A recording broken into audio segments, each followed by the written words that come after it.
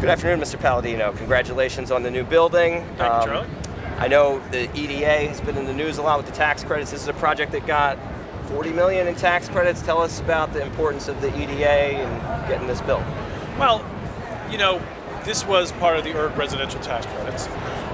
You know, what we were able to do with those tax credits was to fill a funding gap on the residential side, but also take some of that money and put it as a funding gap solution to the theater complex. So about 10 million of it ended up in the theaters, and about $30 million ended up in the parking lot. So I think it was a kind of a good use of the state's resources. Now you have to remember, a $40 million allocation probably only really means $32 million in cash. So that $32 million or $30 million was leveraged, and we were able to raise another $145 million based on that. Okay, and the point of these tax credits is to create jobs. About how many jobs do you think were created by this 1,200 construction jobs. And when we're said and done, there are probably 50 to 60 people doing work. Actually, these credits are not intended to create jobs. They're to actually do mixed use and residential development in urban areas.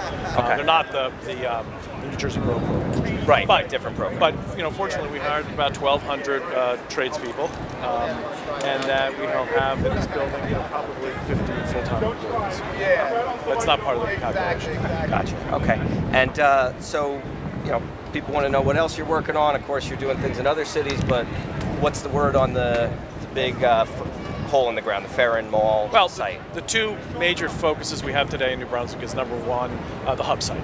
And I think we're probably, you know, a couple of months away from a major announcement of starting the first part of it. We have not wanted to move forward with some of the ancillary components of that until we're able to do what is the essential part of the project, is kind of creating collaborative innovation space.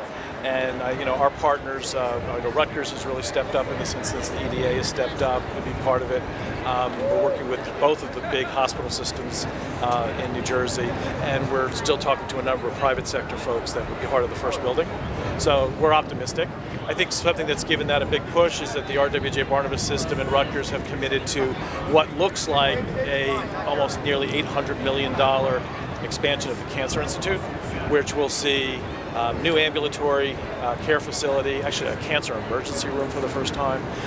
We will see additional research space for probably 10 new investigative teams, and then the first standalone cancer hospital in New Jersey with about 98 to 100 beds will be part of the building.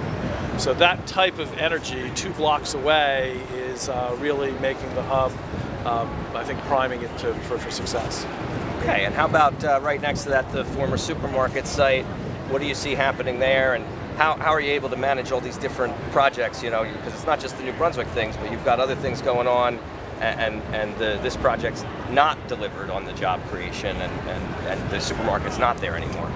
Yeah, it's probably one of the biggest disappointments that I've had. I think we, on 2 occasions, thought that we had the correct operator. That we gave them the appropriate incentive through creating structure that gives them a rent that we thought made them viable, and they were not able to produce.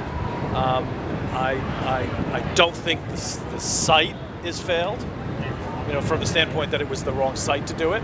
I think once the hub and the Cancer Institute and some of these other things get going, you'll have folks that were involved this early say wish that they had stuck it out.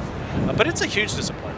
I mean, look, this is probably, it's my biggest disappointment since I've been here, is that I really wanted that project to, not just the job creation, which was important, but more to be able to provide more diverse food opportunities for everybody that lives there or works here. So I think we're looking at the city, parking authority, and us are looking at alternative uses, and it'll probably be some type of back office space use. Okay, so probably not a supermarket. Or not. Okay. And I think when we move along through the hub project is that we may look for a smaller food store alternative. But we have to do that. You know, we have to do it to make to make buildings like this really work. We have 207 new, you know, apartments, or the thousands of apartments that have been built here. You know, you really don't want people to depend on having to stop on the way home from work. And you certainly want people live in the city to have an alternative where they can kind of go and get fresh fruit, fresh vegetables, and access to a wide variety of different type of things. So it's a frustration. There's not a great explanation for it. You know, I'm kind of curious. So New Brunswick has 16,000 people. Atlantic City is about to embark on a food store. They've got 35,000 people. I'm kind of curious to see how that goes. And we have 60,000 people, plus we have the students that really don't get counted, plus we have a large group of people that don't get counted. So we have a population here that should have supported it. I tend to think it was the wrong operators. I don't think the design was bad. I think, you know, people in New Jersey say things like, well, there was no parking lot. Well, you know what? There's no parking lot in most cities in America. And people take their carts and walk, and here and throughout Europe and other parts of the country, and I've been in Bethesda, they use parking garages. I think probably wrong time, wrong partners. Okay. And just to bring and you know, having gone and seen their operations, I don't think we made the wrong choices. I just think, given their priorities at the time, you know, as it evolved, New Brunswick became less and less important. Right, right. Just to bring it back full circle, for that project you had urban transit hub tax credits from the EDA, and those are meant to create jobs. And you know, I guess what do you have to say about the closure of the market and how that impacts those kind of things? I think mostly we used new market tax credits in that project that had a kind of an expiration date on them. You were able to get that project into the urban transit tax hub, even though it was an all-commercial building. Wasn't that, it was lumped in with the gateway, and you did get... Different set of rules, so it allowed us to get a larger allocation. A larger allocation of credits at the time. Yeah, and you don't see anything wrong with getting that commercial building into the residential program? Under that were the rules at the time, because there was no residential component of it. It was just mixed-use development. So you could have done, and we had, look, let's not forget, the Urban Transit Tax Credit Program evolved out of Governor Corzine trying to get BlackRock to move to New Brunswick. Oh, really? Yes. I didn't know that part. And the Urban Transit Tax Program was not, it didn't use a job calculation, it was a capital calculation. So how much you spent determined on how much you got. Right, and so there was really no accountability for the job numbers, right? Nobody came to check up and see how many jobs were created afterwards.